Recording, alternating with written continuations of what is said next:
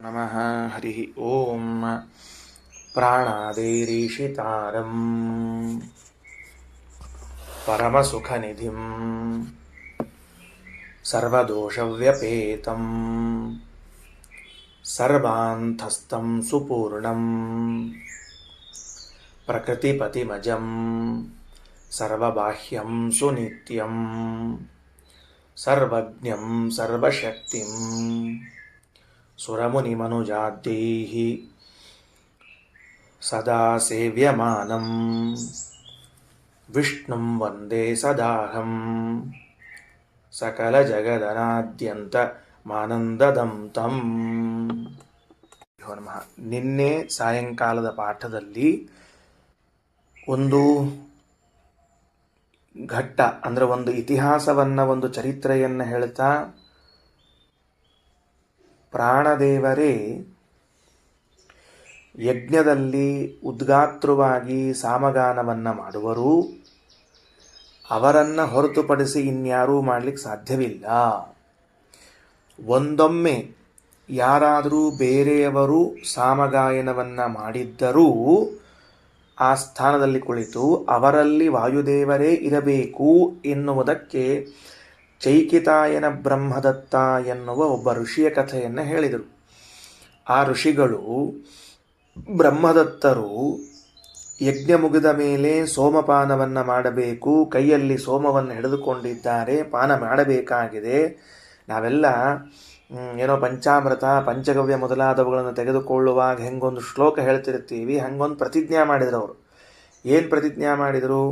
ನಾನು ಈ ಸೋಮವನ್ನು ಪಾನ ಮಾಡ್ತಾ ಇದ್ದೀನಿ, ಕೈಯಲ್ಲಿ ಸೋಮರಸವನ್ನು ಹಿಡಿದಿದ್ದೇನೆ, ಇದಕ್ಕೆ ಅಭಿಮಾನಿಯಾಗಿರುವಂಥವನು ಚಂದ್ರ, ಅವ ರಾಜ, ಔಷಧಿ ವನಸ್ಪತಿಗಳ ರಾಜ. ನಾನು ಹೇಳುವ ಮಾತು ಸುಳ್ಳಾಗಿದ್ದರೆ ನನ್ನ ಶಿರಸ್ಸಿನ ಛೇದನವನ್ನು ಮಾಡಿಬಿಡಲಿ ಅಂತ ಪ್ರತಿಜ್ಞೆ ಮಾಡುತ್ತಾರೆ. ಏನು ಮಾತು ಹೇಳಿದ್ದು? ಎಲ್ಲಿಯೇ ಯಾರೇ ಸಾಮಗಾನವನ್ನು ಮಾಡಿದರೂ ಕೂಡ ಅದು ವಾಯುದೇವರ ಅನುಗ್ರಹದಿಂದಲೇ ಮಾಡಬೇಕು, ವಾಯುದೇವರ ಆವೇಶದಿಂದಲೇ ಮಾಡಬೇಕು. ವಾಯುದೇವರ ಪ್ರೇರಣೆ, ವಾಯುದೇವರ ಆವೇಶವಿಲ್ಲದೆ ಸಾಮಗಾನ ಮಾಡಲಿಕ್ಕೆ ಸಾಧ್ಯವಿಲ್ಲ. ಅದರಲ್ಲೂ ಉದ್ಗಾತ್ರವಾಗಿ ಸಾಮಗಾನ ಮಾಡಲು ಸಾಧ್ಯವಿಲ್ಲ.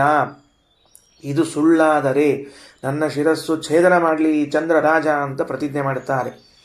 ಬರೇ ಪ್ರತಿಜ್ಞೆ ಅಲ್ಲ, ಮುಂದೆ ಏನೂ ಆಗುವುದಿಲ್ಲ ಅವರಿಗೆ. ಅದಕ್ಕೆ ತೆಳಗಾಚಾರ್ಯ ಭಾಷ್ಯದಲ್ಲಿ ಆಯಾಸ್ಯೋ ವಿಶ್ವಸೃಗ್ಯಗ್ನಿ ತೇನಾವಿಷ್ಟೋನ್ವಗಾಯತ. ವಿಶ್ವಸೃಕ್ ಅಂದರೆ ಯಾರು? ಜಗತ್ತನ್ನು ಸೃಷ್ಟಿ ಮಾಡಿದಂತಹ ಚತುರ್ಮುಖ. ಆ ಚತುರ್ಮುಖ ಬ್ರಹ್ಮದೇವರು ನಡೆಸಿದ ಯಜ್ಞದಲ್ಲಿ ವಾಯುದೇವರಲ್ಲದೆ ಪ್ರಾಯ ಇದು ಇನ್ನೊಂದು ಬಾರಿ ನಡೆದ ಯಾಗ ಇರಬೇಕು. ಯಾಕಂದರೆ ಮೊದಲನೇ ಬಾರಿ ನಡೆದ ಯಾಗದಲ್ಲಂತರೂ ವಾಯುದೇವರೇ ಇದ್ದರು ಅಂತನ್ನುವುದಕ್ಕೆ ಪುರಾವೆಗಳನ್ನು ಕೊಟ್ಟುಬಿಟ್ಟಿದ್ದಾರೆ. ಈಗ ನಾವು ಬ್ರಹ್ಮದೇವರು ಯಜ್ಞದಲ್ಲಿ, ಅವರು ಕರ್ತೃಗಳಾಗಿ ಯಜಮಾನರಾಗಿ ನಡೆದ ಯಜ್ಞದಲ್ಲಿ ಅಯಾಸ್ಯ ಋಷಿಗಳು ಸಾಮಗಾನ ಮಾಡಿದ್ದಾರೆ ಅಂತಂದರೆ ಅದು ಇನ್ನೊಂದು ಯಜ್ಞ. ಅಲ್ಲಿ ಮಾಡಿದಾಗ ತೇನ ಆವಿಷ್ಟ, ಆ ವಾಯುದೇವರ ಆವೇಶಕ್ಕೊಳಗಾಗಿಯೇ ಮಾಡಿದ್ದಾರೆ. ಆ ವಾಯುದೇವರ ಆವೇಶ ಅಂದರೆ ಯಾವ ರೂಪ? ಅದು ಅರ್ಧನಾರಿ ನರರೂಪ. ಯಾಕೆ? ಅವರೇ ಉದ್ಗೀತ, ಅವರೇ ಸಾಮ, ಈಗ ಮುಂದೆ ಬರುವಂತೆ ಅವರೇ ಸ್ವರ. ಆದ್ದರಿಂದ ಅರ್ಧನಾರಿ ನರರೂಪದ ಆವೇಶದಿಂದಾಗಿ ಸಾಮಗಾನವನ್ನು ಮಾಡಿದ್ದಾರೆ. ಸರಿ, ನೋಡ್ರಿ ಮುಂದಿನ ವಾಕ್ಯ ತಗೊಳ್ರಿ. 481ನೇ ಪುಟದಲ್ಲಿ ಇವತ್ತಿನ ಪಾಠ. ತಸ್ಯ ಏತಸ್ಯ ಸಾಮ್ನಃ ಯಹ ಸ್ವಂ ವೇದ ಭವತಿ ಹಾಸ್ಯ ಸ್ವಂ. ಇಷ್ಟಕ್ಕೊಂದು ಕಾಮ ಹಾಕೋಬೇಕು ಮಂತ್ರದಲ್ಲಿ.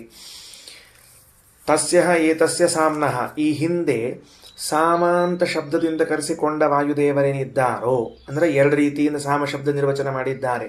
ಒಂದು ಸಾ ಪ್ಲಸ್ ಅಮ.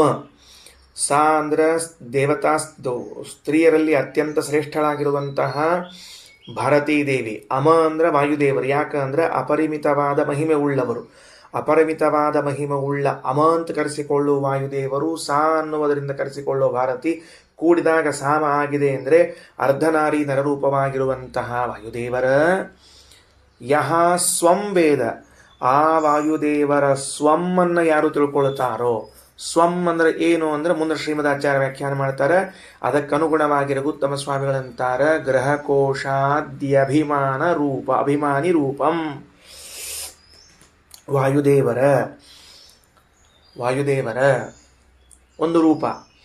ಅದು ಎದಕ್ಕೆ ಅಭಿಮಾನಿಯಾಗಿದೆ ಅಂತ ಕೇಳಿದರೆ, ಗೃಹ, ನಮ್ಮ ಮನೆ ಇದೆಯಲ್ಲ, ಈ ಮನೆಗೆ ಅಭಿಮಾನಿಯಾದ ಒಂದು ವಾಯುದೇವ ರೂಪ ಅದ. ಕೋಶ ಅಂದರೆ ಹಣ, ನಮ್ಮದೇನು ಬ್ಯಾಂಕ್ ಬ್ಯಾಲೆನ್ಸು ಬ್ಯಾಂಕು ಅಂತದ, ನಮ್ಮ ಬ್ಯಾಂಕ್ ಅಲ್ಲ. ನಾವು ಹಂಗೆ ಹೇಳ್ತಿರ್ತೀವಿ ವ್ಯವಹಾರ ಮಾಡೋ ಕಾಲಕ್ಕೆ, ಇದು ನಮ್ದ ಬ್ಯಾಂಕು ಅಂತ ಮಾತಾಡ್ತಿರ್ತೀವಿ. ಅಂದರೆ ಇವರೇ ಕಟ್ಟಿಸಿ ಇವರೇ ಕಿಲಿಕಾಯಿ ಕೊಟ್ಟಾರ ಅವ್ರ ಕೈಯಾಗನ್ನು, ಹಂಗೆ ಇದು ನಮ್ದ ಬ್ಯಾಂಕು ಅಂತ. ನಮ್ದ ಬ್ಯಾಂಕು ಅಂದರೆ ನಮ್ಮ ಹಣ ಇಟ್ಟಿದ್ದ ಬ್ಯಾಂಕು ಅಂತ. ಕೋಶ, ಆ ಕೋಶ ಅಂದರೆ ಅದು. ಇನ್ನು ಮುಂದೆ ಹೇಳವರಿದ್ದಾರ ಸುವರ್ಣ, ಅದೊಂದು ಮುಂದೆ ಬರ್ತದೆ. ಹಾಗಾದರೆ ವಾಯುದೇವರು, ಮನೆ, ಧನ, ಸುವರ್ಣ ಈ ಮೂರಕ್ಕೂ ಕೂಡ ಅಭಿಮಾನಿಗಳಾಗಿದ್ದಾರೆ. ಯಾವ ರೂಪದಿಂದ? ಅರ್ಧನಾರಿ ನರರೂಪದಿಂದ. ಇದಕ್ಕೆ ಸ್ವಂ ಅಂತೇನು ಶಬ್ದದ ನೋಡ್ರಿ. ಈ ಸ್ವಂ ಅನ್ನುವುದಕ್ಕೆ ವಾಸ್ತವಿಕವಾಗಿ ಅರ್ಥ ಏನು ಗೊತ್ತೇನು? ಸ್ವತ್ತು ಅಂತ ಅರ್ಥ. ಸ್ವತ್ತು ಅಂದರೆ ಸಂಪತ್ತು. ಸ್ವಂ ಸ್ವತ್ತು, ಸ್ವಯ್ಯವಿದ್ದ. ವಾಯುದೇವರು ಈಗ ಕಲ್ಪನಾ ಮಾಡ್ಕೊಳ್ಳಿಕ್ಕೂ ಸಾಧ್ಯ ಇಲ್ಲ ನಿಮಗೆ. ಅದೊಂದು ಸುಮ್ಮನೆ ಕಣ್ಣು ಮುಚ್ಚಿಕೊಳ್ರಿ.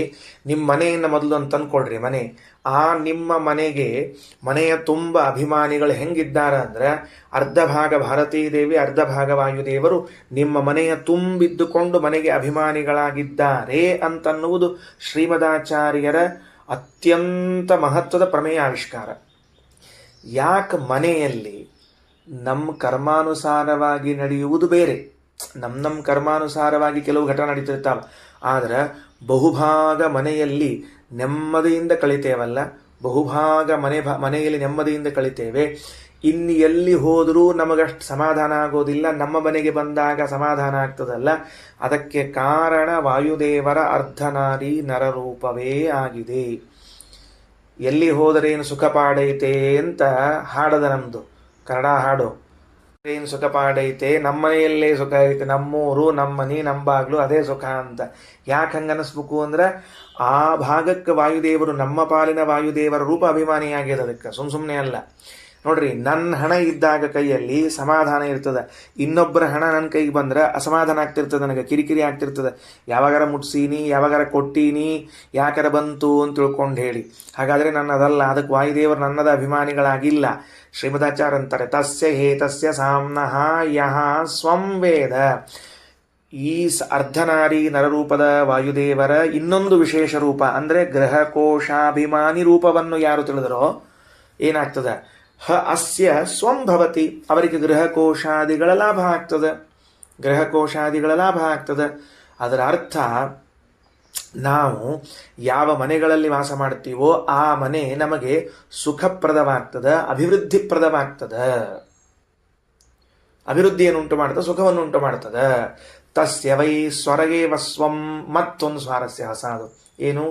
ಈ ಗೃಹ ಕೋಶ ಮುಂದೆ ಹೇಳುವ ಸುವರ್ಣಕ್ಕಭಿಮಾನಿಗಳಾದ ವಾಯುದೇವರ ರೂಪವೇ ಕಂಠದಲ್ಲಿಂದ ಬರುವ ಸ್ವರಕ್ಕೂ ಅಭಿಮಾನಿಗಳಾಗಿದ್ದಾರೆ. ಕಂಠದಲ್ಲಿದ್ದ ವಾಯುದೇವರ ರೂಪವೂ ಅದೇ ಆಗಿದೆ. ಅಂದ್ರೆ ಈಗ ಇಮಿಡಿಯೇಟ್ಲಿ ಎಲ್ಲಿಗೆ ತಗೊಂಡು ಬಂತು ವೇದ ಅಂದ್ರೆ, ನೀನು ನೋಡೋ ನೀನು ವೇದಕ್ಕೆ ಯಜ್ಞಕ್ಕೆ ಯಾರನ್ನ ಸಾಮಗಾನ ಮಾಡುವ ಪುರೋಹಿತರನ್ನಾಗಿ ಮಾಡಬೇಕು, ಉದ್ಗಾತ್ರಗಳನ್ನಾಗಿ ಮಾಡಬೇಕು? ಸ್ವರ ಇದ್ದವರನ್ನ ಮಾಡಬೇಕು. ಯಾಕೆ ಸ್ವರ ಇದ್ದವರನ್ನ ಮಾಡಬೇಕು ಅಂದರೆ, ಈ ಸ್ವರಕ್ಕೆ ಅಭಿಮಾನಿಗಳಾದವರು ವಾಯುದೇವರಾದ್ದರಿಂದ ಇವರು ಚೆನ್ನಾಗಿ ಗಾಯನ ಮಾಡಿದರೆ ಇವರದ್ದು ಇನ್ನೊಂದು ರೂಪ ಇದೆಯಲ್ಲ, ಗೃಹಕೋಶ ಆಭರಣಗಳಿಗೆ ಅಭಿಮಾನಿ ರೂಪ, ಅದು ಪ್ರಸನ್ನವಾದರೆ ಯಜಮಾನನಿಗೂ ನಿನಗೂ ಗ್ರಹಕೋಶ ಸುವರ್ಣವನ್ನ ಕೊಡ್ತದೆ, ನೆನಪಿಟ್ಟುಕೋ ಅಂತ ಹೇಳ್ತಾ ಇದ್ದಾರೆ. ಅಂದ್ರೆ ಒಂದಕ್ಕೊಂದು ಒಳಗಡೆಗೆ ಸಂಬಂಧ ಆಗ್ಯಾವ ಅಲ್ರಿ. ಉದ್ದಕ್ಕೆ ಮಂತ್ ಹೇಳ್ತಿರ್ತೀರಿ, ಅದಕ್ಕೇನು ಧನಧಾನ್ಯ ಹೆಂಗೆ ಬರ್ತದೆ ನಿಮಗೆ ಅಂದ್ರೆ, ಹುಚ್ಚಪ್ಪ, ಈ ಸ್ವರದಲ್ಲಿ ಇದ್ದವರು ವಾಯುದೇವರು, ಅವರೇ ಗ್ರಹಕೋಶ ವಿತ್ತಾದಿಗಳಿಗೆ ಸುವರ್ಣಗಳಿಗೆ ಅಭಿಮಾನಿಗಳು. ಇದು ಚಂದಾಗಿ ಬಂದ್ರೆ ಅದು ಚಂದಾಗಿ ಬರ್ತದೆ, ನೆನಪಿಟ್ಟುಕೊಂಡ್ರಿ. ಎಷ್ಟು ಒಳಗಡೆಗೆ ಸಂಬಂಧ ಇದೆ ನೋಡ್ಕೊಳ್ರಿ. ತಸ್ಯ ಹೇತಸ್ಯ ಸಾಮ್ನಃ ಯಹ ಸ್ವಂ ವೇದ ಭವತಿ ತಸ್ಯ ಭವತಿ ಹಾಸ್ಯ ಸ್ವಂ. ಈ ಅರ್ಧನಾರಿ ನರರೂಪದಲ್ಲಿರುವಂತಹ ವಾಯುದೇವರು, ಆ ವಾಯುದೇವರ ಒಂದು ಗೃಹ ಕೋಶ ಸುವರ್ಣಗಳಿಗೆ ಅಭಿಮಾನಿಯಾದ ರೂಪವನ್ನು ತಿಳಿದರೆ ಅವನಿಗೆ ಗೃಹಕೋಶಗಳು ಉಂಟಾಗ್ತದೆ. ತಸ್ಯ ವೈ ಸ್ವರ ಏವ ಸ್ವಂ. ಆ ವಾಯುದೇವರ ಇನ್ನೊಂದು ರೂಪ ಸ್ವರ, ಕಂಠದಲ್ಲಿರುವಂತಹ ಸ್ವರ. ತಸ್ಮಾತ್, ಆದ್ದರಿಂದ ಆರ್ತಿಜ್ಯಂ ಕರಿಷ್ಯನ್ ವಾಚಿಸ್ವರಮಿಚ್ಛೇತ್. ನೀನು ಎಲ್ಲಿಯೇ ಋತ್ವಿಜನಾಗಿ ಹೋಗ್ತಾ ಇದ್ರೆ ವಾಚಿಸ್ವರಮಿಚ್ಛೇತ್, ನಿನ್ನ ಮಾತಿನಲ್ಲಿ ಸ್ವರ ಇರಬೇಕು ಅಂತ ಇಚ್ಛಿಸಬೇಕು. ಅಥವಾ ಯಾರಾದರೂ ಒಬ್ಬರು ಮತ್ತೆ ನಾವು ಪುರೋಹಿತರನ್ನು ಹುಡುಕ್ತಾ ಇದ್ದೀವಲ್ಲ ಅಂದರೆ ತಯಾ ವಾಚ ಸ್ವರಸಂಪನ್ನೆಯ ಆರ್ತಿಜ್ಯಂ ಕುರ್ಯಾತ್, ಹಾಗೆ ಸ್ವರವುಳ್ಳಂಥವನನ್ನೇ ಋತ್ವಿಜನನ್ನಾಗಿ ಮಾಡಬೇಕು. ಎರಡೆಚ್ಚರ ಹೇಳ್ತದೆ ನೋಡ್ರಿ. ಪುರೋಹಿತರಾಗುವಂಥವ್ರಿಗೆ ಎರಡೆಚ್ಚರ, ಮಾಡಿಸ್ಲಿಕ್ಕೆ ಹೋಗ್ತೀರಿ ಹೋಮ ಅನ್ನೋದಕ್ಕೆ ಎರಡೆಚ್ಚರ. ಬರೋ ಸ್ವರನ ತಪ್ಪಾಗಿ ಎಲ್ಲ ಬರೋದೇ ತಪ್ಪು ಬರ್ತಿರ್ತದೆ, ಅದನ್ನು ಸರಿಯಾಗಿ ಹೇಳ್ತೀವಿ ಅಂತ ಅನ್ಸಿರ್ತೀವಿ, ಆ ವಿಷಯ ಬೇರೆ. ಉದಾತ್ತ ಅನುದಾತ್ತ ಸ್ವರಿತ ಪ್ರಚಯ ಇವ್ಯಾವ ಸ್ವರಗಳೆಲ್ಲ ಎಲ್ಲೋ ಹೋಗ್ಬಿಟ್ಟಿರ್ತಾವೆ ನೋಡ್ರಿ. ತಸ್ಮಾದ್ ಆರ್ತಿಜ್ಯಂ ಕರಿಷ್ಯನ್ ವಾಚಿಸ್ವರಮಿಚ್ಛೇತ್. ಯಾವ ವ್ಯಕ್ತಿ ಋತ್ವಿಜತ್ವವನ್ನು ಅಂದರೆ ಪೌರೋಹಿತ್ಯವನ್ನು, ಇದರಲ್ಲಿ ವಿಶೇಷವಾಗಿ ಸಾಮಗಾನ ಹೇಳಿದ್ದಾರೆ. ಸಾಮಗಾನ ಹೊರತುಪಡಿಸಿ ಋಗ್ವೇದ ಯಜುರ್ವೇದಕ್ಕೆ ಸಂಬಂಧವಿಲ್ಲ ಅಂತ ಭಾವಿಸಬಾರದು.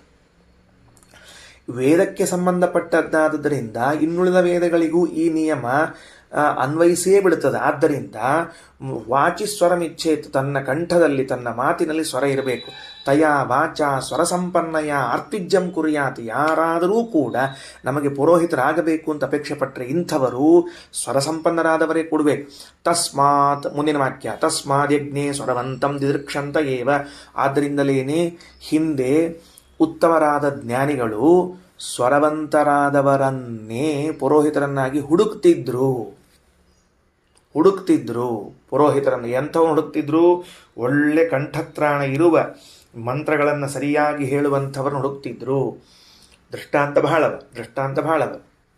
ವೈವಸ್ವತಮನು ವಸಿಷ್ಠರಂಥವರನ್ನೇ ಪುರೋಹಿತರನ್ನಾಗಿ ಹುಡುಕಿದ. ದೃಪದ ಮಹಾರಾಜ ಯಾಜೋಪಯಾಜರನ್ನಂಥವ್ರನ್ನ ಪುರೋಹಿತರನ್ನಾಗಿ ಹುಡುಕಿದ.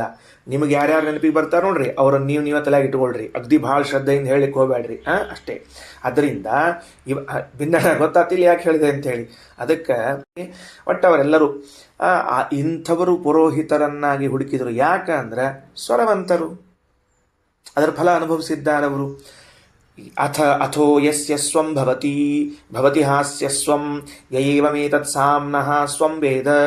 ಯಸ್ಯ ಸ್ವಂ ಭವತಿ, ಯಾವ ವಾಯುದೇವರ ಸ್ವಂ ರೂಪ ಇದೆಯೋ, ಭವತಿ ಹಾಸ್ಯ ಸ್ವಂ ಯಯೇವಮೇತತ್ ಸಾಮ್ನ ಸ್ವಂ ವೇದ.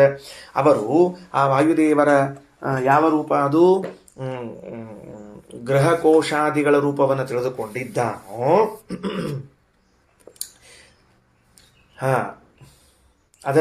ಅದಕ್ಕೆ ಯಾರಂತಾರ. ಮತ್ತ್ಯಾಕೆ ಹೇಳಿದನ್ನ? ಅಥೋ ಯಸ್ಯ ಸ್ವಂ ಭವತಿ ಹಾಸ್ಯ ಸ್ವಂ ಯಯೇವಮೇತತ್ ಸಾಮ್ನಃ ಸ್ವಂ ವೇದ. ಮತ್ತ್ಯಾಕೆ ಹೇಳಿದರು ಅಂದ್ರೆ ಪ್ರಾಗುಕ್ತಂ ಫಲಂ ಪುನರ್ವಚನೇನ ನಿರ್ಧಾರಯತಿ. ಹಿಂದೆ ಹೇಳಿದ ವಚನವನ್ನೇ ಫಲ ಹೇಳುವ ಮೂಲಕವಾಗಿ ನಿರ್ಧಾರ ಮಾಡ್ತಾ ಇದ್ದಾರೆ. ಅರ್ಥ ಏನು ಅಂದರೆ ಯಾವ ಉದ್ಗಾತೃವಿಗೆ ಸ್ವಂ ಅಂದ್ರೆ ಗ್ರಹಕೋಶ ಸ್ವರ್ಣಾಭಿಮಾನಿಗಳಾದ ವಾಯುದೇವರು ಇರ್ತಾರೋ ಸ್ವಾಮಿಯಾಗಿ, ಅವನಿಗೆ ಆ ಗ್ರಹಕೋಶ ಸುವರ್ಣಗಳಾಗ್ತದೆ. ಯಾಕೆ? ಅವರು ಸಾಮನಾಮಕರಾದ ವಾಯುದೇವರ ಸ್ವಂ ರೂಪವನ್ನು ತಿಳಿದಿದ್ದಾರೆ. ಮುಗೀತು, ವಿಷಯದ ಫಲವನ್ನು ಹೇಳಿದ್ದಾರೆ. ನೆಕ್ಸ್ಟ್ ಬರ್ರಿ. ತಸ್ಯ ಹೇತಸ್ಯ ಸಾಮ್ನಃ ಯಃ ಸುವರ್ಣಂ ವೇದ. ಇದೇ ಅರ್ಧನಾರಿ ನರರೂಪದಲ್ಲಿರುವಂತಹ ವಾಯುದೇವರ ಸುವರ್ಣಂ ವೇದ. ಸುವರ್ಣ ಅಂದ್ರೆ ಬಂಗಾರ. ಗಮನಿಸ್ರಿ, ಬಂಗಾರಕ್ಕಭಿಮಾನಿಗಳು ಅಂತ ಮೂಲದಲ್ಲದ ಶ್ರೀಮದಾಚಾರ್ಯ ಅಂತಾರ, ಬಂಗಾರಕ್ಕಲ್ಲ. ಮತ್ತೆ ಭೂಷಣ ಸ್ವರ್ಣ ರೂಪಿ ಆಭರಣಗಳು, ಭೂಷಣ ಸ್ವರ್ಣ ಅಂತಾರ ಆಚಾರ ಭಾಷ್ಯದಲ್ಲಿ. ಅಂದ್ರೆ ಏನು? ಆಭರಣ ಆಗಿರ್ಬೇಕದು, ಗಟ್ಟಿ ಮುದ್ದೆ ಬಂಗಾರ ಇದ್ರ ಉಪಯೋಗ ಇಲ್ಲ. ಆಭರಣಗಳನ್ನು ಮಾಡಿಸಿ, ಕೈಯಲ್ಲಿ ಕಡಗವನ್ನೋ, ಬಳೆಯನ್ನೋ, ಕಿವಿಯಲ್ಲಿ ಬೆಂಡವಾಲೆಯನ್ನೋ, ಕುಂಡಲಗಳನ್ನೋ, ಆಭರಣಗಳನ್ನೇನು ಮಾಡಿರ್ತಾರೆ. ಆ ಆಭರಣಗಳಿಗೆ ಅಭಿಮಾನಿಗಳಾದವರು ಯಾರು ಅಂದರೆ ವಾಯುದೇವರು. ಹೆಂಗಿದ್ದಾರೆ? ಅರ್ಧನಾರಿ ನರ ರೂಪದಲ್ಲಿ ಇದ್ದಾರ. ಯಾಕೆ ಹೇಳಿಕತ್ತೀರಿ ಆಚಾರ ಅಂತಂದ್ರೆ, ಈಗ ನೋಡ್ರಿ, ಪುರುಷರಿಗೂ ಸ್ತ್ರೀಯರಿಗೂ ಸಮಾನವಾಗಿ ಸುವರ್ಣ ಬೇಕು ಅಂತ ಅನಿಸ್ತದೆ. ಹಾಕ್ಕೊಳ್ತಾರ, ಹಾಕ್ಕೊಳ್ಳಂಗಿಲ್ಲ, ಸ್ವಲ್ಪ ಹಾಕ್ಕೋತಾರ, ಕಡಿಮೆ ಹಾಕ್ಕೊಳ್ತಾರ, ಅದು ಜಾಸ್ತಿ ಹಾಕ್ಕೋತಾರ, ಅದು ಬೇರೆ ವಿಷಯ. ಸ್ತ್ರೀಯರಲ್ಲಿ ಆಭರಣಗಳ ಹೆಚ್ಚಳ ಕಾಣಿಸ್ಬಹುದು, ಪುರುಷರಲ್ಲಿ ಆಭರಣಗಳ ಕಡಿಮೆ ಕಾಣಿಸ್ಬಹುದು ಆಭರಣಗಳು. ಆದರೆ ಪುರುಷರು ಸ್ತ್ರೀಯರು ಇಬ್ಬರಿಗೂ ಬಂಗಾರ ಬೇಕು. ಕಾರಣ ಅರ್ಧನಾರಿ ನರರೂಪದಲ್ಲಿದ್ದ ವಾಯುದೇವರು ಇಬ್ಬರಿಗೂ ಸುವರ್ಣದಲ್ಲಿ ಪ್ರೇರಣೆಯನ್ನು ಉಂಟು ಮಾಡುತ್ತಾರೆ. ಬೇಕು ಅಂತ ತಿಳ್ಕೊಂಡು ಹೇಳಿ. ಅಟ್ಲೀಸ್ಟ್ ಪುರುಷ ಸುವರ್ಣ ಹಾಕ್ಕೊಳ್ಳದೆ ಇದ್ರು ನನ್ನ ಹೆಂಡತಿ ಸಲುವಾಗಿ, ಮಕ್ಕಳ ಸಲುವಾಗಿ ಅಂತ ಗಳಿಸ್ತಿರ್ತಾನೆ ಕೊನೆಗವ. ಅವಂಗ ಆ ಬುದ್ಧಿ ಬರಬೇಕಾದ್ರೆ ವಾಯುದೇವರ ಅರ್ಧನಾರಿನ ರೂಪದಲ್ಲಿದ್ದ ಪ್ರೇರಣೆ ಮಾಡಬೇಕವ್ರು. ಇಲ್ಲದೇ ಇದ್ರೆ ಆಗುವುದಿಲ್ಲ. ಅದಕ್ಕೆ ಹೇಳಿದ್ರು ತಸ್ಯ ಹೇತಸ್ಯ ಸಾಮ್ನಃ ಯಹ ಸುವರ್ಣಂ ವೇದ ಭವತಿ, ವೇದ ತಿಳಿದುಕೊಳ್ಳುತ್ತಾರೋ ಭವತಿ ಹಾಸ್ಯ ಸುವರ್ಣಂ, ಅವನಿಗೆ ಸುವರ್ಣವಾಗ್ತದೆ. ತಸ್ಯ ವೈ ಸ್ವರಯೇವ ಸುವರ್ಣಂ, ಹೇಳಿದ್ದಿನಾಗಲೇ ಕಂಠದಲ್ಲಿದ್ದ ಸರಾಭಿಮಾನಿಗಳೇ ಸುವರ್ಣಾಭಿಮಾನಿಗಳು. ಭವತಿ ಹಾಸ್ಯ ಸುವರ್ಣಂಚ ಏಮೇತತ್ ಸಾಮ್ನ ಸುವರ್ಣಂ ವೇದ, ಮತ್ತೆ ಫಲಶ್ರುತಿಯೊಂದಿಗೆ ಯಾರು ಸುವರ್ಣ ಎನ್ನುವುದು ವಾಯುದೇವರ ರೂಪ, ಅದು ಒಂದು ಅಂತ ತಿಳ್ಕೊಳ್ತಾನೋ ಅವನಿಗೆ ಸುವರ್ಣವಾಗ್ತದೆ ಅಂತ ಹೇಳಿದರು. ಮುಂದೆ ತಗೊಳ್ಳಿ ಭಾಷ್ಯ 482 ಪೇಜು. ಗ್ರಹಕೋಶಾದಿಕಂ ಯತ್ ಸ್ವಂ ತದ್ರೂಪಸ್ಯ ಸ್ವರಸ್ಥಿತಿ ಭೂಷಣಸ್ವರ್ಣರೂಪೀ ಚ ಸಯೇವಾಪಿ ಸ್ವರಸ್ಥಿತಃ. ಗ್ರಹಕೋಶಾದಿಕಂ ಯತ್ ಸ್ವಂ ತದ್ರೂಪಸ್ಯ, ಗೃಹ ಮನೆ, ಕೋಶ ಅಂತಂದ್ರೆ ಬ್ಯಾಂಕು, ಆಮೇಲೆ ಆದಿಪದದಿಂದ ತೆಳಗೆ ಹೇಳಲಾದ ಸುವರ್ಣ, ಇದೆಲ್ಲವನ್ನು ಸ್ವಂ ಅಂತ ಕರೀತಾರೆ. ತದ್ರೂಪಸ್ಯ, ಆ ಸ್ವಮ್ಮಿಗೆ ಅಭಿಮಾನಿಯಾದವರು ಸ್ವರಸ್ಥಿತ, ಸ್ವರದಲ್ಲಿ ಇದ್ದಾರೆ. ಭೂಷಣ ಸ್ವರ್ಣರೂಪೀಚ ಸಯೇವಾಪಿ ಸ್ವರಸ್ಥಿತ, ಭೂಷಣ ಸ್ವರ್ಣರೂಪಿಯಾಗಿರುವಂಥವರು ಅವರು ಸ್ವರದಲ್ಲಿ ಇದ್ದಾರೆ. ಬಿಡಿಸಿದ್ರಷ್ಟೇ, ವಿವರಣೆ ಕೊಟ್ಟರು. ಮೇಲಿನ ಆದಿಪದ್ದಿಂದ ಇದನ್ನು ತೆಗೆದುಕೊಳ್ಳದೆ ಹೋದರೆ ಬೇರೆದನ್ನು ತಗೊಳ್ಬೇಕು, ಮೇಲಿನ ಆದಿಪದ್ದಿಂದ ಇದನ್ನು ತೆಗೆದುಕೊಂಡ್ರೆ ಬಿಡಬೇಕಷ್ಟೇ ಕೆಲಸ. ಸರಿ, ಅಂತೂ ಏನಾಯಿತು ಅಂದರೆ ಏನಾಯಿತು? ನಾವು ನಿನ್ನೆ ಸಾಯಂಕಾಲ ಪಾಠ, ನಿನ್ನೆ ಬೆಳಗ್ಗಿನ ಪಾಠದಲ್ಲಿ ವಾಯುದೇವರ 6 ರೂಪಗಳ ಚಿಂತನೆಯನ್ನು ತೆಗೆದುಕೊಂಡು ಬಂದಿದ್ದೇವೆ. 6 ನಾಮಗಳು, 6 ರೂಪಗಳು. ಅಯಾಸ್ಯ, ಆಂಗಿರಸ, ಬೃಹಸ್ಪತಿ, ಬ್ರಹ್ಮಣಸ್ಪತಿ, ಸಾಮ, ಉದ್ಗೀತ.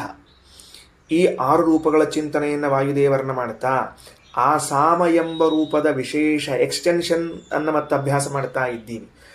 ಅಯಾಸ್ಯ, ಅಂಗಿರಸ, ಬ್ರಹ್ಮಣಸ್ಪತಿ, ಬೃಹಸ್ಪತಿ, ಸಾಮ, ಉದ್ಗೀತದಲ್ಲಿ ಸಾಮಕ್ಕೊಂದು ಎಕ್ಸ್ಟೆನ್ಷನ್ ಬಂತು. ಆ ಸಾಮ ಅರ್ಧನಾರಿ ನರರೂಪದಲ್ಲಿ ಇದ್ದವನು ಮನೆ, ಕೋಶ, ಸುವರ್ಣಕ್ಕಭಿಮಾನಿಯಾಗಿದ್ದಾರೆ, ಸ್ವರಕ್ಕಭಿಮಾನಿಯಾಗಿದ್ದಾರೆ.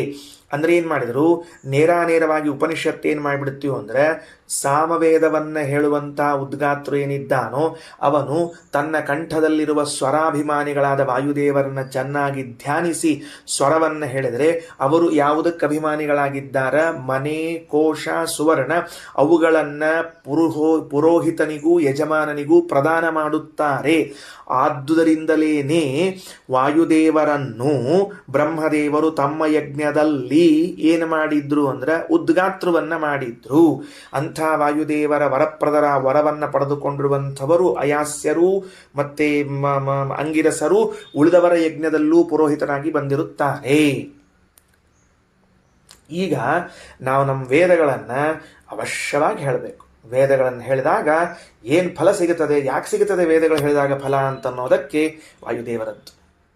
ಅದಕ್ಕೆ ಪೂರ್ವ ಪ್ರಸಿದ್ಧ ವ್ಯತಿರಿಕ್ತ ಅನಂತ ವೇದ ಪ್ರತಿಪಾದ್ಯ ಅಂತ ಮಂತ್ರಾಲಯ ಸ್ವಾಮಿಗಳವರು ಕರೆದದ್ದು. ಭಗವಂತನನ್ನ ಬಿಟ್ಟ ಮೇಲೆ ಅನಂತ ವೇದಗಳಿಂದ ವಾಯುದೇವರು ಪ್ರತಿಪಾದ್ಯರಾಗಿದ್ದಾರೆ. ಒಂದೊಂದು ದೃಷ್ಟಾಂತ ಸಿಗುತ್ತದೆ ನಮಗೆ ಉಪನಿಷತ್ತುಗಳಲ್ಲಿ. ಮುಗಿಲಿಲ್ಲ, ಮುಂದೆ ನೋಡ್ರಿ, ಇನ್ನೊಂದು ಘಟ್ಟ ಮುಗಿಸ್ಬೇಕೀಗ. ತಸ್ಯ ಹೇತಸ್ಯ ಸಾಮ್ನಃ ಯಹ ಪ್ರತಿಷ್ಠಾಂ ವೇದ ಪ್ರತಿಹ ತಿಷ್ಠತಿ. ಈ ವಾಯುದೇವರೇನಿದ್ದಾರೆ, ಸಾಮ ನಾಮಕರಾದ ವಾಯುದೇವರು, ಅವರ ಪ್ರತಿಷ್ಠಾ ಅಂದ್ರೇನು? ಆಶ್ರಯ, ಅವರ ಸ್ಥಾನ. ಎಲ್ಲಿದ್ದಾರೆ ವಾಯುದೇವರು ನಮ್ಮ ದೇಹದಲ್ಲಿ?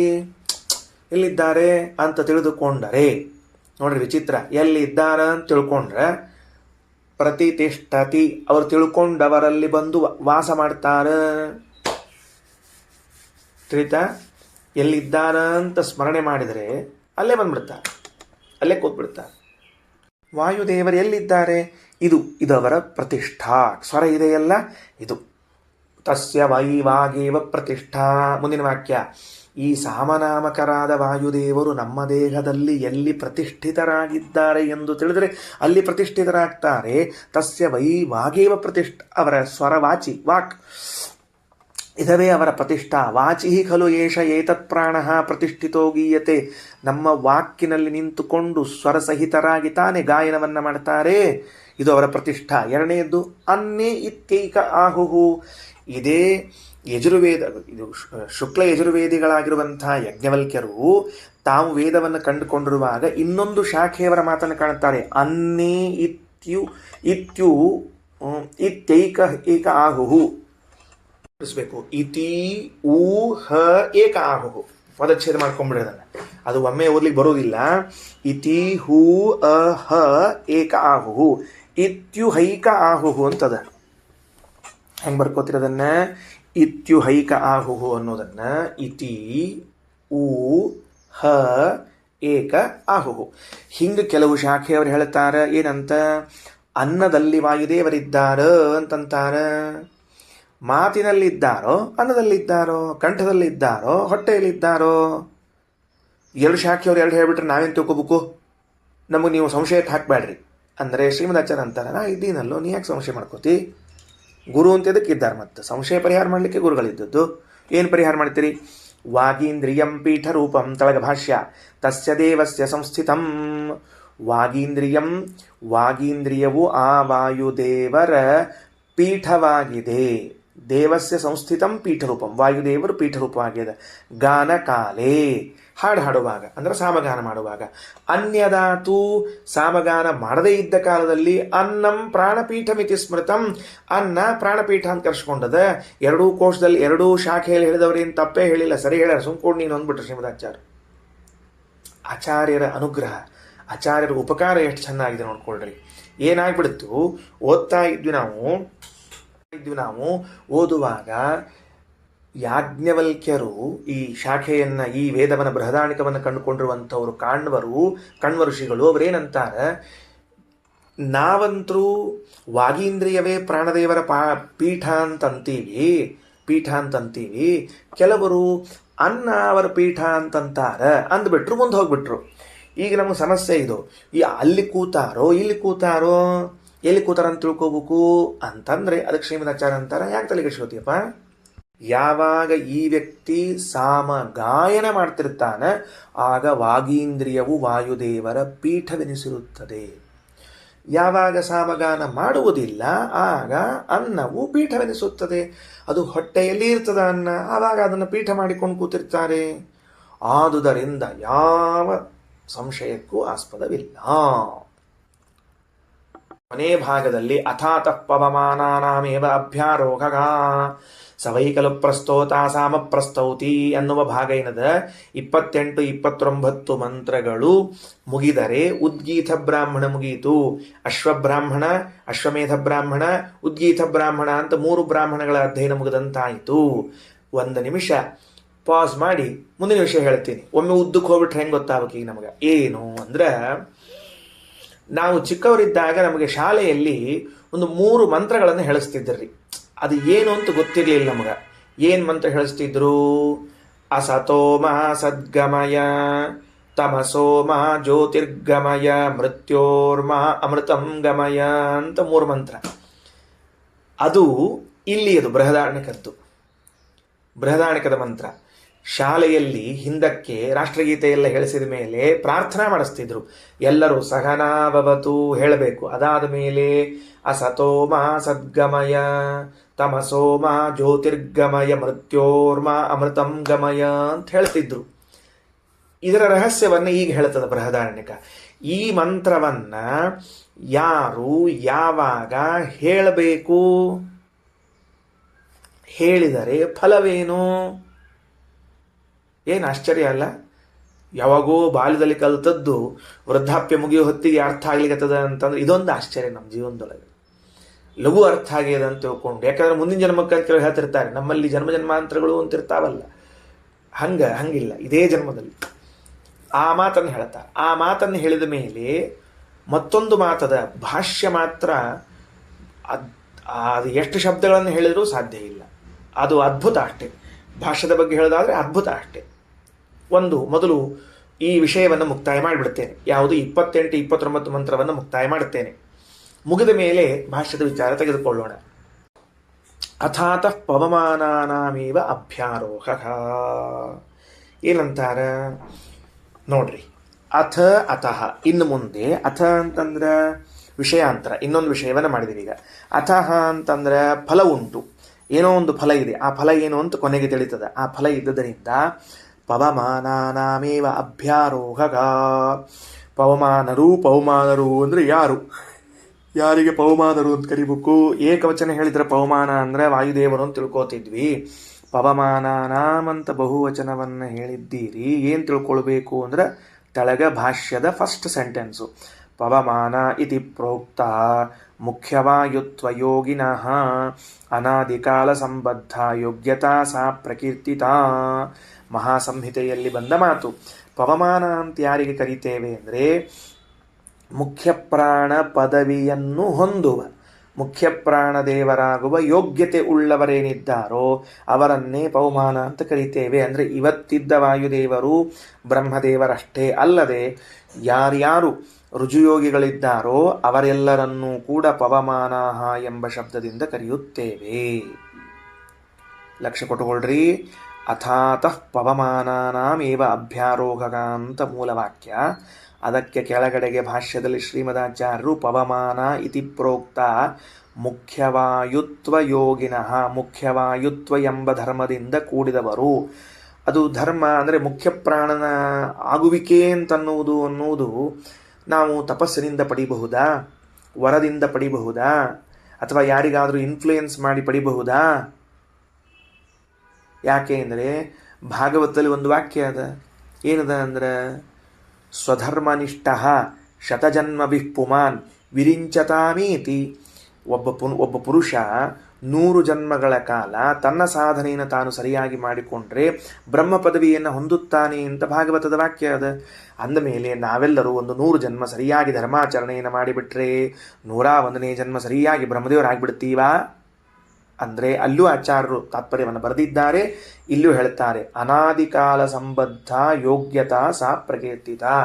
ಈ ರುಜು ಪದವಿ ಅಂತನ್ನೋದು, ರುಜುತ್ವ ಅಂತನ್ನೋದು ಅನಾದಿ ಕಾಲದಿಂದಿರುವ ಯೋಗ್ಯತಾ. ಅದು ವರದಿಂದ ಪಡೆಯಬಹುದಾದದ್ದು, ಇನ್ಫ್ಲೂಯೆನ್ಸ್ನಿಂದ ಪಡೆಯಬಹುದಾದದ್ದು ಅಲ್ಲ. ಯಾರ್ಯಾರ್ದು ಕೈಕಾಲು ಹಿಡಿದು ಸರ್ಕಾರಿ ಜಾಗ ಪಡ್ಕೊಂಡೇ ಅನ್ಕೋಳಂಗಲ್ಲದು. ಆ MLA, ಈ MP, ಈ ಅಧಿಕಾರಿ, ಆ ಅಧಿಕಾರಿ ಮನೆ ಅಡ್ಡಾಡಿ ಅಂತೂ ಇಂತೂ ನನ್ನ ಹೆಸರಲ್ಲಿ ಒಂದು ಪ್ಲಾಟ್ ಜಾಗ ತಗೊಂಡೆ ಅಂತ ಅನ್ನೋ ಹಂಗೆ ಅಲ್ಲ. ಅದು ಪಡ್ಕೊಳ್ಳಿಕ್ಕೆ ಸಾಧ್ಯ ಇಲ್ಲ ನೀವು. ಪವಮಾನ ಇತಿ ಪ್ರೋಕ್ತ ಮುಖ್ಯವಾಯುತ್ವ ಯೋಗಿನಃ ಅನಾದಿಕಾಲ ಸಂಬದ್ಧ ಯೋಗ್ಯತಾ ಸಾ ಪ್ರಕೀರ್ತಿತ. ಸರಿ, ಹಾಗಾದರೆ ಪವಮಾನ ಅಂದರೆ ಮುಖ್ಯ ಪ್ರಾಣನ ಪದವಿಗೆ ಬರುವಂಥ ಎಲ್ಲ ರುಜುಯೋಗಿಗಳ ವಿಚಾರ. ಸರಿ, ಮುಂದೆ ಅಭ್ಯಾರೋಹ ಅಂತ ಉಪನಿಷತ್ತಿನಲ್ಲಿ ಬಂದ ಶಬ್ದ. ಅಭ್ಯಾರೋಹ ಅಂದರೆ ಏನು ಅಂತ ಕೆಳಗಾಚಾರ್ಯರು ಸರ್ವಾಧಿಕ್ಯಾರೋಹಣಂತು ತೇಷಾಮೇವ ವಿಮುಕ್ತಿಗಂ. ಆ ವಾಕ್ಯ ತಗೊಳ್ರಿ. ಅನಾದಿಕಾಲ ಸಂಬದ್ಧ ಯೋಗ್ಯತಾ ಸಹ ಪ್ರಕೀರ್ತಿತ ಆದ ಮೇಲೆ ಸರ್ವ ಆಧಿಕ್ಯ ಆರೋಹಣಂ, ಎಲ್ಲರಿಗಿಂತಲೂ ಮೇಲಿರುವಿಕೆ, ತೇಷಾಮೇವ ಅವರಿಗೇನೆ, ಎಲ್ಲಿ? ವಿಮುಕ್ತಿಗಂ, ವಿಮುಕ್ತಿಯಲ್ಲಿ. ಏನು ಹಂಗಂದ್ರೆ ಅರ್ಥ ಆಗಲಿಲ್ಲ. ಅದಕ್ಕೆ ರಘುತ್ತಮ ಸ್ವಾಮಿಗಳವರು ಭಾಷ್ಯದ ಅರ್ಥವನ್ನು ಬರೆಯುವಾಗ ಹೇಳುತ್ತಾರೆ, ಇವತ್ತೇನು ನಾವು ಪವಮಾನರು ಅಂತ ಕರೀತಾ ಇದ್ದೇವೆ, ಈ ಪವಮಾನರು ಮುಕ್ತಿಯನ್ನು ಹೊಂದಿದ ಮೇಲೆ, ಅರ್ಥಾತ್ ಚತುರ್ಮುಖನಾಗಿ ಮುಕ್ತಿಯನ್ನು ಹೊಂದಿದ ಮೇಲೆ ಮೋಕ್ಷದಲ್ಲಿರುವ ಎಲ್ಲರನ್ನೂ ನಿಯಮನ ಮಾಡ್ತಾರೆ.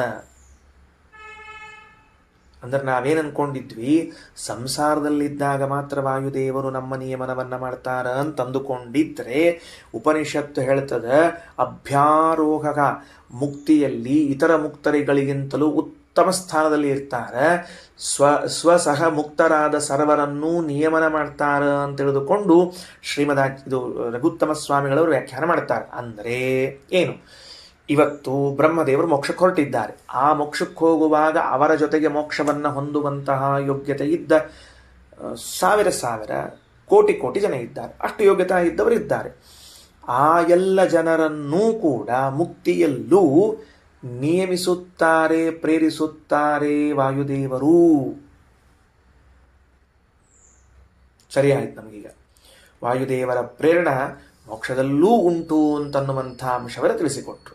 ಆದ್ದರಿಂದಲೇನೆ ಅಭ್ಯಾರೋಹಗ, ಸರ್ವ ಅಧಿಕರಾದವರು, ಸರ್ವ ಜೀವೋತ್ತಮರಾದವರು ಎಂದು ಕರೆಸಿಕೊಳ್ತಾರೆ. ಈಗ ನಾವು ಮೋಕ್ಷದಲ್ಲಿ ಇದ್ದೇವೆ. ನನಗೊಂದೇನೋ ಮಾಡಬೇಕು ಅಂತ ಇಚ್ಛೆ ಬಂತು. ಅದಕ್ಕೆ ಕಾರಣ ವಾಯುದೇವರ ಪ್ರೇರಣ, ಅರ್ಥಾತ್ ಬ್ರಹ್ಮದೇವರ ಪ್ರೇರಣ. ಅಂದ್ರೇನೆ ನಾವು ಆ ಕೆಲಸವನ್ನು ಮಾಡ್ತೇವೆ. ಅವರು ನಮ್ಮನ್ನು ನಮ್ಮ ಕೆಲಸದಲ್ಲಿ ತೊಡಗಿಸ್ತಾರೆ. ಅರ್ಥಾತ್ ಆ ವಾಯುದೇವರ ಅನುಗ್ರಹ, ಬ್ರಹ್ಮದೇವರ ಅನುಗ್ರಹ. ಸರಿ, ಮುಂದೆ ನೋಡ್ರಿ. ಅಥಾತಃ ಪವಮಾನಾನಾಮೇವ ಅಭ್ಯಾರೋಹಃ ಸವೈ ಖಲು ಪ್ರಸ್ತೋತ ಸಾಮಪ್ರಸ್ತೌತಿ. ಎರಡನೇ ವಾಕ್ಯಕ್ಕೆ ಹೊರಟೀವಿ. ಮೊದಲನೇ ವಾಕ್ಯದ ವಿಷಯವನ್ನಿಟ್ಟುಕೊಂಡು ಎರಡನೇ ವಾಕ್ಯಕ್ಕೆ ಹೋಗೋಣಂತ. ಈ ಉದ್ಗೀತ ಬ್ರಾಹ್ಮಣದ ಕೊನೆಗೆ ಬರುವಾಗ ಆ ಉದ್ಗಾನ ಮಾಡುವ ವ್ಯಕ್ತಿಯನ್ನ ಪೂರ್ಣ ಪರಿಚಯ ಮಾಡಿಸಿಬಿಡ್ತಾರೆ. ಬ್ರಹ್ಮದೇವರ ಯಜ್ಞದಲ್ಲಿ ಆ ಉದ್ಗಾತೃವಿನ ಸ್ಥಾನದಲ್ಲಿ ಕುಳಿತುಕೊಳ್ಳೋರು ಯಾರು ಗೊತ್ತೇನು? ಪವಮಾನ ಪದವಿ ಯೋಗ್ಯರಾದವರೇ ಕೊಡಬೇಕು, ವಾಯು ಪದವಿಗೆ ಯೋಗ್ಯರಾದವರೇ ಕೊಡಬೇಕು.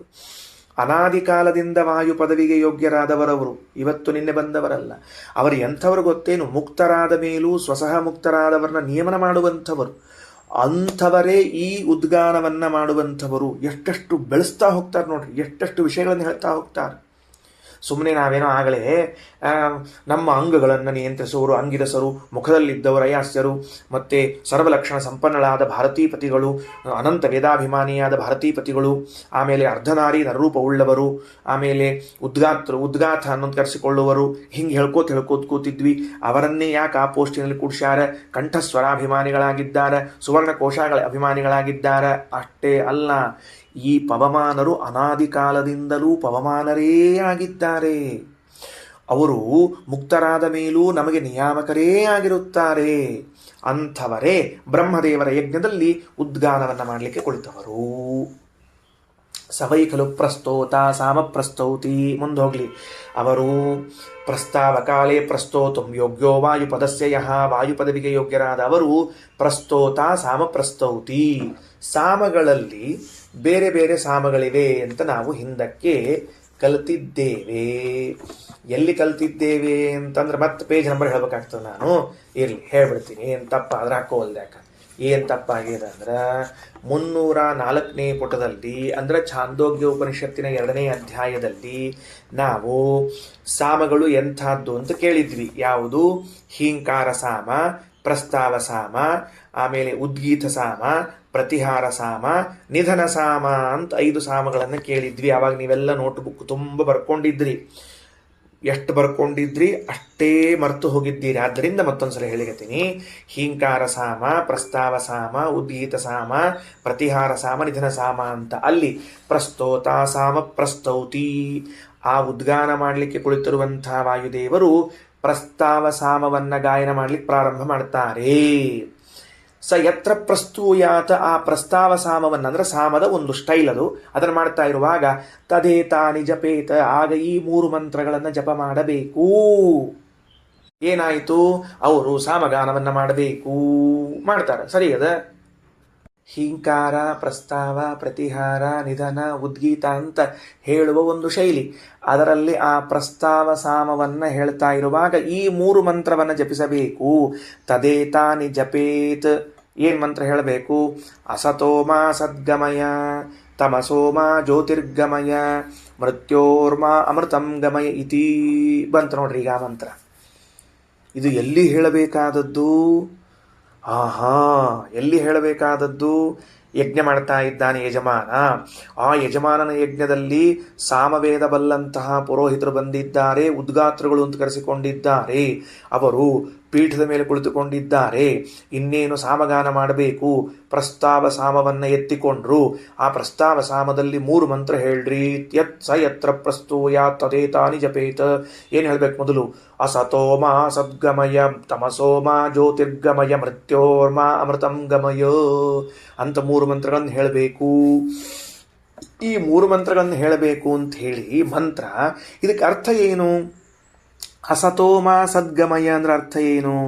ತಮಸೋಮ ಜ್ಯೋತಿರ್ಗಮಯ ಅಂದ್ರೆ ಅರ್ಥ ಏನು? ಮೃತ್ಯೋರ್ಮ ಅಮೃತಂ ಗಮಯ ಅಂದ್ರೆ ಅರ್ಥ ಏನು ಅಂತಾನೆ ಹೇಳ್ಬಿಡ್ತದೆ. ನೋಡ್ರಿ ಏನಂತಾರ. ಸ ಯತ್ ಆಹ ಅಸತೋಮ ಸದ್ಗಮಯೇತಿ, ಮೃತ್ಯುರ್ವ ಅಸತ್ ಸದಮೃತಂ, ಮೃತ್ಯೋರ್ಮ ಅಮೃತಂ ಗಮಯ, ಅಮೃತಂ ಮಾಂ ಕುರು ಇತ್ಯೇವ ಏತದಾಹ, ತಮಸೋಮ ಜ್ಯೋತಿರ್ಗಮಯೇತಿ, ಮೃತ್ಯುರ್ವೈ ತಮೋ ಜ್ಯೋತಿರಮೃತಂ, ಮೃತ್ಯೋರ್ಮ ಅಮೃತಂ ಗಮಯ, ಅಮೃತಂ ಮಾಂ ಕುರು ಇತಿ ಇತ್ಯೇವೈತದಾಹ, ಮೃತ್ಯೋರ್ಮ ಅಮೃತಂ ಗಮಯೇತಿ ನಾತ್ರ ತಿರೋಹಿತಮಿವ ಅಸ್ತಿ. ಅಷ್ಟು ಓದಿಬಿಟ್ಟಿನಿ, ಬಜಗಿಟ್ಬಿಡ್ರಿ, ಅರ್ಥ ತಿಳ್ಕೊಂಡ್ಬಿಡ್ರಿ. ಏನಾತು? ಮೊದಲನೇದ್ದು ಅಸತೋಮ ಸದ್ಗಮಯ, ದುಃಖದಿಂದ ಸುಖದ ಕಡೆಗೆ ನಮ್ಮನ್ನು ಕರೆದುಕೊಂಡು ಹೋಗ್ರಿ. ಎಲ್ಲಿಂದೆಲ್ಲಿ ಕರ್ಕೊಂಡು ಹೋಗ್ಬೇಕು? ಅಸತೋಮ ಸದ್ಗಮಯ, ದುಃಖದಿಂದ ಸುಖದ ಕಡೆಗೆ. ತಮಸೋಮ ಜ್ಯೋತಿರ್ಗಮಯ, ಅಜ್ಞಾನದಿಂದ ಜ್ಞಾನದ ಕಡೆಗೆ. ಮೃತ್ಯೋರ್ಮ ಅಮೃತಂ ಗಮಯ, ಮರಣದಿಂದ ಮೋಕ್ಷದ ಕಡೆಗೆ ಕರೆದುಕೊಂಡು ಹೋಗ್ರಿ. ಅಸತೋಮ ಸದ್ಗಮಯ ಮೊದಲನೇ ಮಂತ್ರ. ಅಸತೋಮ ಸದ್ಗಮಯ ಅಂತನ್ನುವಲ್ಲಿ ಭಗವಂತನಲ್ಲಿ ಪ್ರಾರ್ಥನಾ, ಓ ಹರಿಯೇ, ಮಾಂ ನನ್ನನ್ನು ಅಸತಃ ದುಃಖದಿಂದ ಸದ್ಗಮಯ ಸುಖದ ಕಡೆಗೆ ಕರೆದುಕೊಂಡು ಹೋಗು. ಅಸತೋಮ ಸದ್ಗಮಯ ಅಂತನ್ನುವಲ್ಲಿ ಒಂದನೇ ಮಂತ್ರದ ಅರ್ಥ. ಅದಕ್ಕೆ ಅರ್ಥ ಏನು? ಅಸತೋಮ ಸದ್ಗಮಯ ಅಂದ್ರೆ ಅಸತ್ ದುಃಖಾತ್ಮಕೋ ಮೃತ್ಯು. ಅಸತ್ ಅಂತಂದ್ರೆ ದುಃಖ ಸ್ವರೂಪವಾದ ಮೃತ್ಯು, ಅದನ್ನ ಬಿಟ್ಟು ಅಮೃತಂ ಗಮಯ ಅಂತ ಅನ್ನೋದು ಸುಖ ಕಡೆ ಕರ್ಕೊಂಡು ಹೋಗು.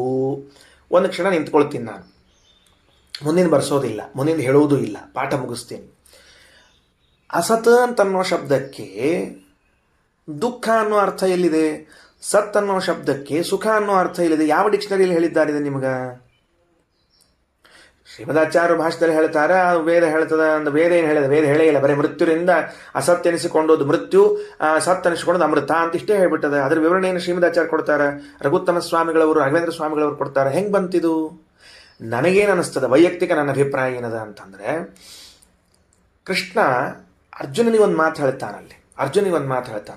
ಅರ್ಜುನ ಅಂತಾನೆ, ನಾ ಈ ಯುದ್ಧ ಮಾಡಿಬಿಡ್ತೇನೆ, ಯುದ್ಧ ಮಾಡೋದ್ರಿಂದ ನನಗೆ ಪಾಪ ಬರ್ತದೆ, ಪಾಪ ಬಂತು ಅಂದರೆ ದುಃಖ ಆಗ್ತದೆ ನನಗೆ ಅಂತ ತಿಳಿದುಕೊಂಡು ಅರ್ಜುನ ಹೇಳಿದಾಗ ಕೃಷ್ಣ ಒಂದು ಮಾತಂತಾನೆ, ನಾ ಸತೋ ವಿದ್ಯತೆ ಭಾವೋ ನಾ ಭಾವೋ ವಿದ್ಯತೆ ಸತಃ ಉಭಯೋರಪಿ ದೃಷ್ಟೋಂತಹ ಅನಯೋಸ್ತತ್ವದರ್ಶಿಭಿಃ. ಹೇ ಅರ್ಜುನ, ನಾ ಸತೋ ವಿದ್ಯತೆ ಭಾವ, ಅಸತ್ಕರ್ಮಗಳನ್ನು ಮಾಡಿ ಭಾವ ಸುಖವೆಂಬ ಫಲವಾಗಲಿ ಸತ್ಫಲವಾಗಲಿ ಎಂದು ಅಪೇಕ್ಷೆ ಮಾಡಬೇಡ. ಮಾಡೋದೆಲ್ಲ ದುಷ್ಟ ಕೆಲಸ. ಒಳ್ಳೆ ಫಲ ಆಗಲಿ ಯಾಕಾಗ್ತದೆ ಒಳ್ಳೆ ಫಲ? ನಾ ಸತೋ ವಿದ್ಯತೆ ಭಾವ ಅಂದಮೇಲೆ ದುಷ್ಟ ಕರ್ಮಗಳಿಗೆಂದೂ ಒಳ್ಳೆಯ ಫಲವಿಲ್ಲ. ನಾ ಭಾವೋ ವಿದ್ಯತೆ ಸತಃ, ಸತ್ಕರ್ಮಗಳಿಗೆಂದೂ ಕೆಟ್ಟ ಫಲವಿಲ್ಲ. ಸತ್ಕರ್ಮಗಳಿಗೆ ನ ಅಭಾವ ವಿದ್ಯತೆ ಸತಃ ಸತ್ಕರ್ಮಣಃ ಸಕಾಶಾತ್ ಅಭಾವ ದುಷ್ಫಲಂ ನಾಸ್ತಿ, ಅಸತ್ಕರ್ಮಣಃ ಸಕಾಶಾತ್ ಸತ್ಫಲಂ ನಾಸ್ತಿ ಅಂತ ಹೇಳುವಾಗ ಅಲ್ಲಿ ಸದಸತ್ ಶಬ್ದಗಳನ್ನು ಎದಕ್ಕೆ ಕರೆದಾರ? ದುಷ್ಟಫಲ ಸತ್ಫಲ ಅನ್ನೋ ಅರ್ಥದಲ್ಲಿ ಹೇಳ್ಯಾರ. ಕಾರ್ಯಕಾರಣಯೋ ಉಪಸಂಕ್ರಮಣಂ. ಅಲ್ಲಿ ಆಗ ಅಸತ್ ಅನ್ನೋ ಶಬ್ದಕ್ಕೆ ದುಷ್ಟಫಲ ದುಃಖ, ಸತ್ಫಲ ಸುಖ. ಹಾಗಾದರೆ ಅಸತೋಮ ಸದ್ಗಮಯ ಅಂತನ್ನುವಲ್ಲಿ ಅಸತ್ ದುಷ್ಟಫಲವಾದ ದುಃಖದಿಂದ ಸತ್ಫಲವಾಗಿರುವ ಸುಖದ ಕಡೆಗೆ ಕರ್ಕೊಂಡು ಹೋಗು ಅಂತ ಪರಮಾತ್ಮನಲ್ಲಿ ಪ್ರಾರ್ಥನಾ.